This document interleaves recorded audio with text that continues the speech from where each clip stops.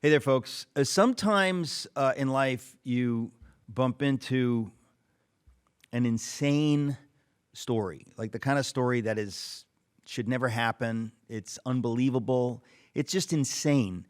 Um, a number of years ago, I became friends with someone named Eric Volz, whose story is one of those stories. It's so crazy. You just can't imagine that this could really happen. It could happen to somebody else, but it happened to my friend Eric Volz. And it's a while ago. There's some new developments in the story. I just wanted to get him on the program to tell us the story and then to tell us about the new developments. So, Eric Volz, welcome to the program. Thank you, Eric. Good to see you. Where do we start? I mean, give us the headline, because most people listening, they have no clue what I'm hinting at. Your story. What is the story? Yeah. Well, I'll give you the summary. 18 years ago, I was wrongfully imprisoned for the murder of my ex-girlfriend in Nicaragua. I, like a lot of young Americans, was adventurous. My mother's Mexican, my father's American, so came from sort of a mixed cultural household. I ended up studying Latin American studies and international relations, and found myself with an amazing opportunity, really, to try to sort of bridge cultural gaps in Central America. Nicaragua was really the only country in mainland Americas that actually successfully seated a communist regime during the Cold War. And of course, it remained communist along with Cuba throughout the 80s. But when the Cold War ended in 1990, sort of for a wide variety of reasons, Nicaragua wasn't able to remain communist. But really, investors and tourists and surfers were scared to travel there, really all throughout the 90s. And in the early 2000s, that started to change. It was kind of like a wave of cash and development that started to crash on Nicaragua in the early 2000s. So I ended up moving there with a friend and started a bilingual lifestyle magazine called EP, El Puente. And I was having the time of my life. I was in my early 20s. I was surfing. We were making an impact in this country that had been so incredibly just sort of forgotten and overlooked for an entire decade. The magazine grew very quickly. It became one of the largest publications in Central America within about 2 years. And I met a beautiful local Nicaraguan girl. Her name was Doris Jiménez. We dated for about a year, and she was a fantastic person. She opened up, I guess, sort of a side to Nicaragua that I maybe wouldn't have had access to being a foreigner. And I think in the same way, she was able to, have the excitement of being around, international community and my friend group that would visit. We broke up. It was, I guess, what I could say, sort of a normal breakup for, young people in their 20s. I was not, didn't really have Christian faith at that time. And so, I wasn't guided by the principles that I would, as a Christian man at that time. But it was a normal breakup for kids in their 20s. It was amicable. And 6 months later, she was murdered in a clothing store that she owned in a small town called San Juan del Sur. This happened on a Tuesday. It was November 21st of 2006. And at the time of her murder, in fact, throughout that entire day, I was in a different city. I was in the capital of Nicaragua called Managua. And I received a phone call in the afternoon from one of Doris's closest friends. I was actually in a conference with staff from our magazine. And initially what I was told is that she had hung herself, that she had committed suicide. And it was very disorienting. I was in shock. I don't know if you've ever experienced, a sudden death of a friend that someone claimed was a suicide. But it just didn't add up. She didn't have that kind of a personality. And, I canceled my schedule, and I drove with one of my staff members who also knew Doris. It was 120 kilometers down a bumpy, pothole-filled road in Central America. It was over, about 2 hours. And we arrived at the town and got to the door of her store, and the police wouldn't let us in. And we said, why not? And they said, this is a crime scene. And so that was actually where we found out that she had been murdered.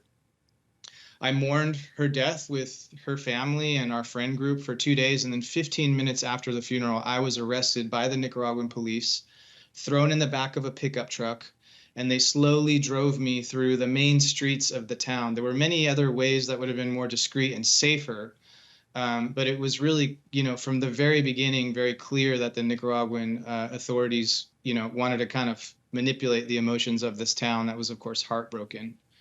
And I was sent to prison. I mean, look, I met you shortly after you got out of prison, and what you went through there is really horrifying. And I want my audience to know that, prison might be bad, but prisons outside the United States of America can be really, really, really bad. And you went through that hell, obviously falsely accused. And as a result of this, once you got out, you launched this crisis management firm because you know that there are people that are going through living hell around the world, and they need advocates. But the reason I have you, I want to continue with the story. But Sure. What has changed right now? In other words, there's something going on right now that I want to get to. Mention that before we go back to the story. Sure, sure. Yeah, the story is well chronicled in books and movies, and we'll talk all about it. But And by the way, you there wrote a was book. man- What's the title of your book? It's called Gringo Nightmare. Gringo You can get it anywhere. Nightmare. I've had Gringo you on this Nightmare. program a while ago to promote the book Gringo Nightmare, but you tell the story in the book Gringo Nightmare. But anyway, go ahead. So what's going on right now? Yeah, so right now, there was a man who actually was tried and convicted alongside of me. His name is Julio Martin, a Nicaraguan man. He was from the town that Doris was from. There was a lot of documentary evidence tying him to her murder.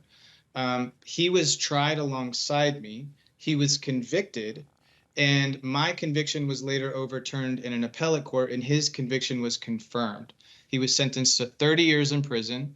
He was in prison for almost 18 years, and a couple weeks ago he was actually secretly released by the Nicaraguan government without a court order, without any sign that there was any sort of a consideration by the judicial system.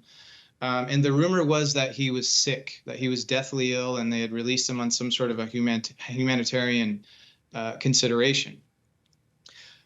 Nicaragua is a very, very repressive atmosphere right now. People are very scared to criticize the government. There are really no independent journalists in the country anymore. There's no political opposition in Nicaragua. They've all been kicked out and exiled. So believe it or not, I was the one that broke the news about Julio's secret release from prison. I posted a video on X. It very quickly went viral, in the Nicaraguan community, both in Nicaragua and the exile community living outside of Nicaragua. And essentially, I just called on him to say, tell the truth, come clean about what happened. For 18 years, my family, Doris's family, her friends, many people in the international community, have obviously wanted to know the details of why was she killed? The way that she was killed, she was brutally murdered. She was tied up. They pulled cardboard out of her mouth. The crime scene investigator claimed that there were signs of anal and vaginal rape. Yet the forensic autopsy expert said that there were no signs of rape. When he was arrested, allegedly incriminated me. There is a 5-page document that was used in the case where he says that I offered him money to commit this crime, that it was all pre-planned. Of course, that's all a lie, but I want to know, why did he do that? He later gave an interview to Outside Magazine and said that he was coerced and tortured and forced by the police to use my name. So there are still a lot of questions. I gave this to the Lord. I've had peace about it, but of course it doesn't take away, my desire to want to see justice for Doris, which was one of the saddest and most painful things, is that what should have been called the Doris Jiménez case very quickly, within days turned into the Eric Volz case. And I feel like she's kind of always been lost in all this. So he's out. We've confirmed that he is out. Well, that's why I'm talking to you right now. Folks, when we get back, the rest of the story. Don't go away. Hey, folks, welcome back. I'm talking to my friend Eric Volz, V-O-L-Z. Eric, again, I've known you since you got out of that Nicaraguan prison. It is harrowing, the story that you tell, and I want you to tell some of it. But all of this led you to help others who are going through crises, various crises, PR crises, criminal crises. And your agency is the David House Foundation. So you've been doing this for a long time. But what do you think, before we get back to the story, do we know what's going on with this murderer? And of course, everybody jokes around about OJ saying we're looking for the real murderers. I mean, it's only a miracle that you got out of that prison. And this is a scary thing. It should scare everybody, folks. If you don't have a really genuine justice system in place, anything can happen. It is a nightmare. And the title of your book, of course, is Gringo Nightmare. They see you as a gringo, you're guilty, and they put you in a prison that, again, it is a nightmare, what you went through. It's miraculous, frankly, that you survived what you went through. But just to get back to the most recent development, the reason you're on the air today. So this guy he's alive in Nicaragua. He's been released after 18 years. Did he ever confess to the murder? So he chose not to testify in the trial, which obviously that's not uncommon. However, in a case with that much disinformation and media pressure and public opinion, I, for example, chose to testify and answer the questions. In Spanish, there's a phrase, el que no debe no teme. It means if you don't owe anything, you don't have any fear. Now, there is a 5-page statement, or, I guess it's a statement, you would call it, in the case file where he claims that I offered him money. He claims that I was the one who went in the store and actually was the one that murdered my ex-girlfriend. That is, of course, false. I was in a different city with 10 people. Now, I want you just to imagine, or even for your viewers, you're in New York. What's a city that's 2 hours away from New York? Hartford. Hartford. You get a call on your phone right now, and your friend is found dead. You say, you guys, I'm sorry, I have to go. You cancel your schedule. You get in your car and you drive 2 hours to Hartford. Today is Thursday, so you're there with the friends and family all day today, all day tomorrow, Friday, and halfway through Saturday after the funeral, you are arrested and you are sent to prison and accused of murdering your friend. But you're in New York City. And that was my case. I was with 10 people in a conference room. They gave sworn affidavits.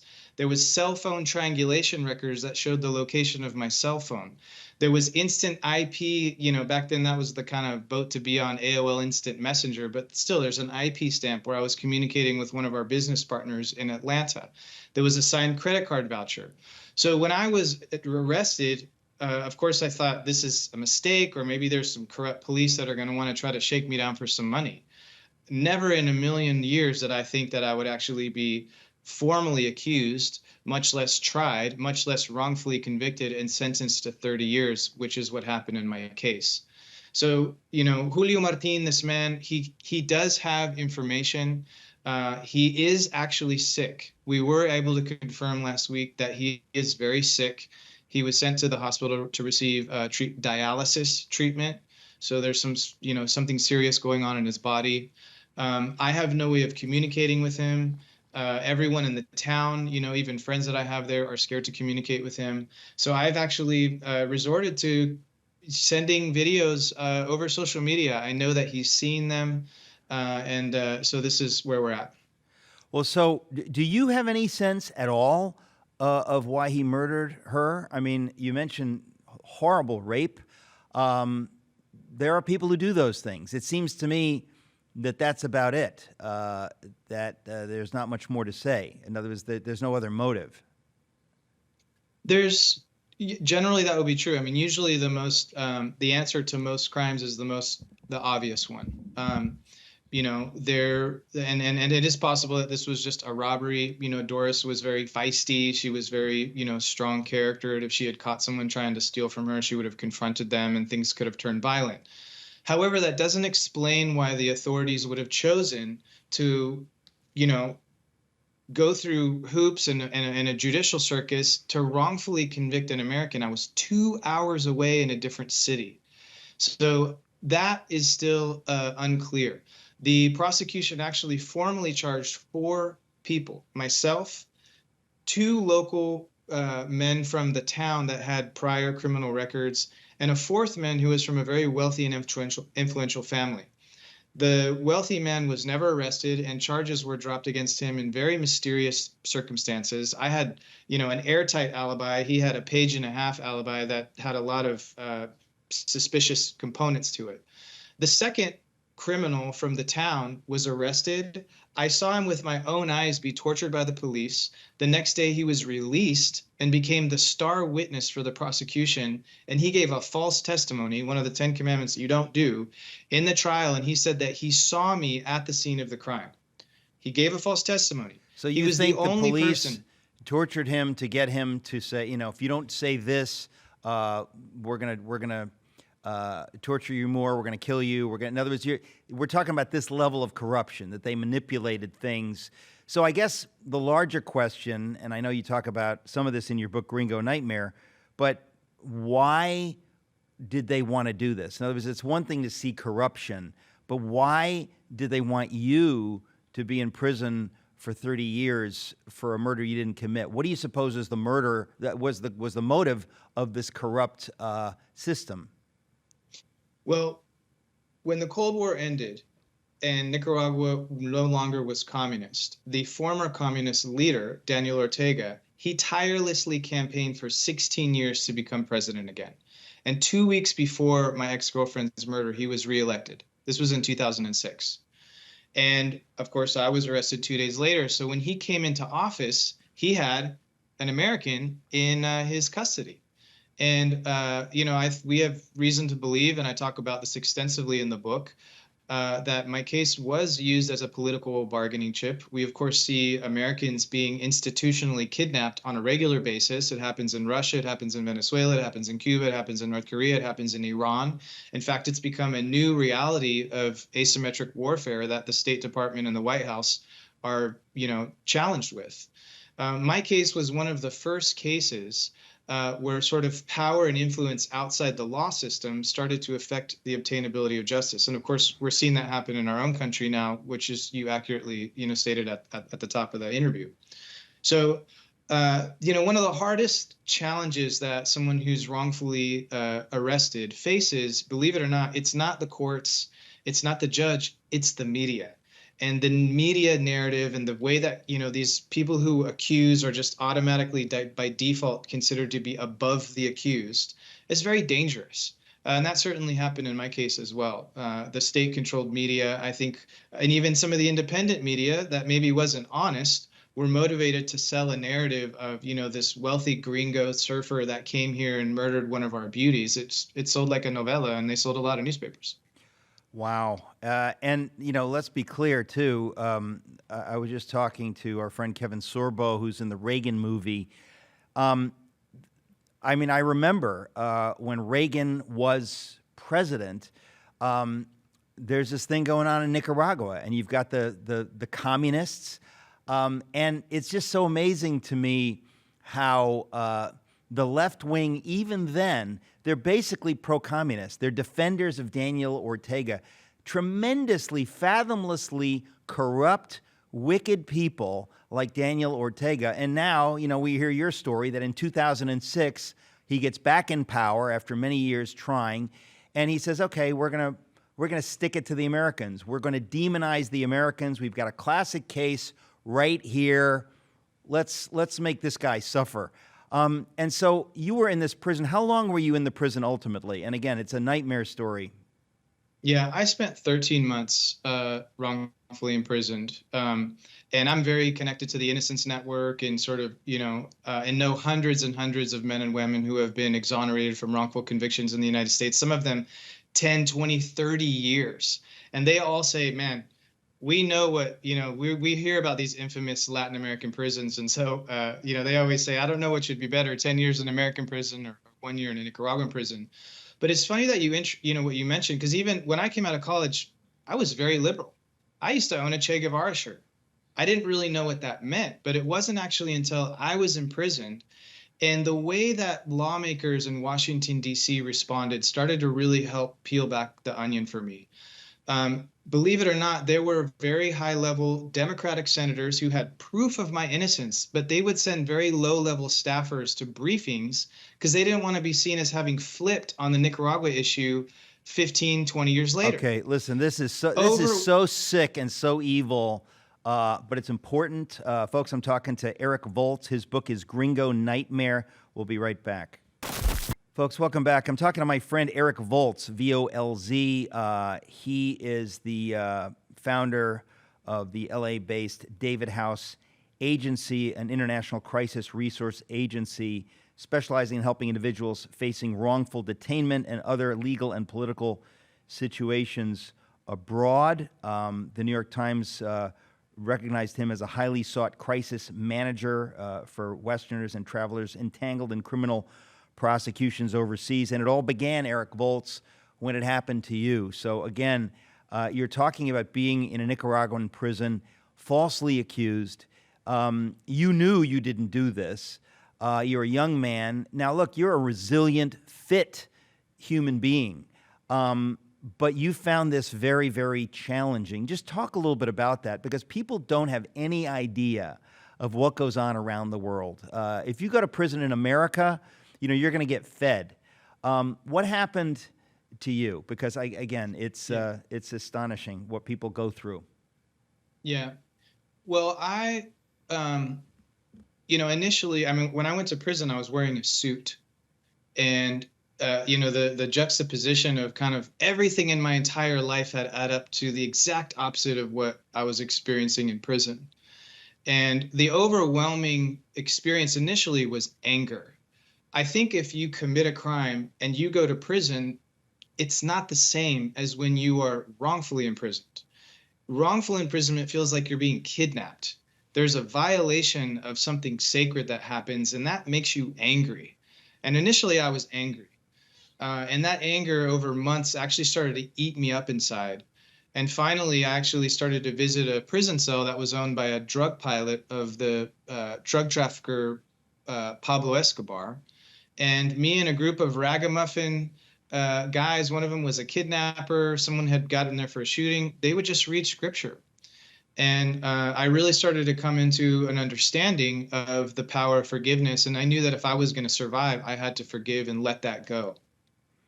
But the chapter in my book is called The Waiting Room to Hell. It was the only phrase of words that I could find that would even get close to describing what I went through. I was starved. I was tortured. At one point, I was put in a concrete box of a cell that was too small for me to even stand up in. I mean, the Nicaraguans were very cruel in the way that they treated me. And a lot of times I felt that was them sort of kind of maybe lifting a middle finger at the U.S. government more than it was like having some sort of a direct, reason to want to try to hurt me. But one of the first things that I think I experienced, even just most remarkably, was I got to see real life supernatural activity, but not good. I saw demons, I saw murder, I saw witch doctors being paid money to cast spells on people, and within 3 days that person was dead. I started to experience things that rationally could only be experienced as evil. And it was there where God really started to, make me think. I'm a thinker, I'm an intellect, there must be a counterpart to this. And the face of Jesus literally hacked space-time history and surrounded me. I would be walking down the hallway and look into a cell, and there would be a television, and someone was watching a TV, and Jesus is hanging on the cross looking at my face. I would go to the office and be in the waiting room to meet the warden, and there's a Time magazine in Spanish with Jesus' face. ¿Quién soy yo? Who am I? And so the Lord just supernaturally, put me in checkmate. And I learned, and I recommitted my life to him, and I became free even though I was behind bars. But prison is a petri dish for evil and for sophisticated crime. I mean, I was in there with spies and, hitmen, professional assassin. I'll never forget walking by the public payphone, and there was a Nicaraguan man speaking in perfect fluent Russian.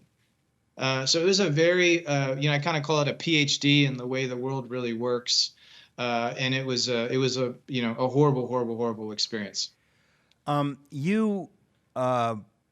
I just know this because we're friends, but you were raised in a Christian home. Before you fell away, your parents were well-known Christian musicians. I forget the name of their group. That's right. Yeah, my dad was a founding member of a band called the 77s. They were kind of one of the first Christian rock and roll bands to go play in clubs, and they would open for secular bands like The Alarm.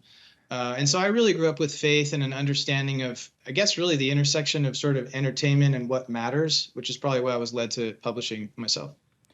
And obviously you fell away, but then it takes you being in this hellhole, just about literally, to find God. I think that's a path for a lot of people. When you really see evil, you want to turn to God. But until you see evil, you think, well, what's my motivation? Everything's fine. But you saw real evil. You saw horrors. And I think that's part of what's going on in our country today in the United States. People are seeing things so horrible. They're saying, I've never seen this. I didn't know this could happen. It seems evil. It seems like if there's a God, he's the only answer to this. So what were some of the things that you saw? You mentioned a couple of things, but because most people never get to see this stuff. Yeah, I mean, I was put in what I would say sort of a spiritual checkmate. There was one afternoon where I was in a hallway being brought back from a medical visit. The guard opened the big iron door. I slipped in the door. He shut the door. And literally within 5 minutes, there were multiple people dead in the same hallway where I had just been walking because a fight broke out, and it was, sort of a pre-planned gang thing. So I was around death, and I started to ask questions. What happens if I die? Where does my body go? And when you're in that checkmate, you're really forced to ask yourself big questions. I want to, we got to go to a break. When we come back, I want to talk more about this with my friend Eric Volz, V-O-L-Z. He's the author of Gringo Nightmare. Welcome back. I'm talking to my friend Eric Volz, V-O-L-Z, and he's the author of Gringo Nightmare, talking about what we've been talking about on this program, the hell that he experienced, falsely imprisoned for murder in Nicaragua. Unbelievable situation. You said that in the prison you saw demons. What do you mean by that? I actually physically saw what I could only rationally explain as demonic beings. There was one man, not to be too graphic, but I think it's important for us to talk about this stuff. I mean, the Bible's full of these details. But there was a young man who was actually in a cell right in front of me. So, the doors were facing each other. And at night, I would see glowing beings in his cell, and I would hear him scream, and he was tormented, and he would talk to me about it the next day. Within 3 weeks, he actually ended up tragically hanging himself. And I just kind of watched and witnessed these demonic beings slowly drive him mad and convince him that the best way to relief was to take his own life. The words that were spoken, the craftiness of the evil, and the way that people would falsely accuse.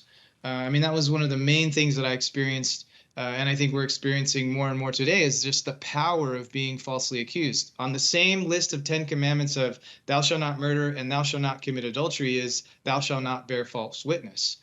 Which is one we don't seem to really like to talk about a lot in the church nowadays. Well, listen, what we're talking about, you just talk about seeing demons and seeing what they can do. Ever since I had my born-again experience back in 1988, I've known all this stuff. I've hung out with people who understand this, that we're dealing with demonic evil. Jesus didn't come, to die on the cross to make your life a little better, to make your marriage a little happier. No, he died to defeat evil and sin and death.